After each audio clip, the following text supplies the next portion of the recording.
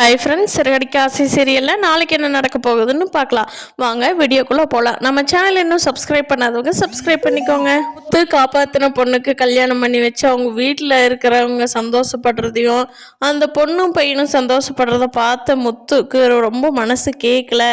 நம்ம சீதாவுக்கும் அருணுக்கும் கல்யாணம் பண்ணி வச்சுட்டா சீதாவும் இப்படித்தானே சந்தோஷமாக இருப்பா, அவளோட வாழ்க்கையை முடிவு பண்ணுறதுக்கு நம்ம யார் அப்படின்னு யோசிச்சுட்டு நேராக சீதாவோட வீட்டுக்கு போயிட்டாரு. போய் சீதாவோட அம்மா கிட்ட முத்து சொல்கிறாரு, சீதா உனக்கு பிடிச்ச பையனே நாளைக்கு பொண்ணு பார்க்க வர்றாங்க. கவர்மெண்ட் வேலையில் இருக்கிற பையன், ஒரே பையன், நாளைக்கு பொண்ணு பார்க்க வர சொல்லாமாங்க அத்தை அப்படின்னு கேட்குறாங்க முத்து. அதுக்கு முத்துவோட அம்மா இருந்துட்டு நாளைக்கு வர சொல்லிடுங்க மாப்பிள்ள அப்படிங்கிறாங்க.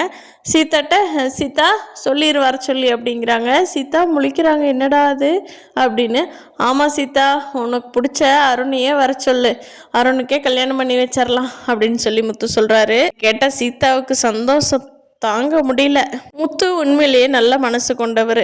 இல்லைன்னா சீதாவுக்கு அந்த பொண்ணை பார்த்த உடனே அந்த இதில் சீதா வச்சு பார்த்துட்டு இந்த முடிவு எடுக்கிறதுனா கெட்ட மனசு இருக்கிறவங்க இதை பண்ண முடியாது. ரொம்ப நல்லவர் தான் இப்படி பண்ணுவார். ஆனால் மீனா அதுக்குள்ளே அவசரப்பட்டு கல்யாணம் பண்ணுறதுக்கு ரிஜிஸ்டர் மேரேஜ் பண்ணிட்டாங்க. இது முத்துவுக்கு தெரிய வந்ததுன்னா ரொம்ப கோவப்பட போகிறாரு. நல்ல மனசு இருக்கிறவர்கிட்ட அவங்க ஓப்பனாக சொல்லியே செஞ்சுருக்கலாம்.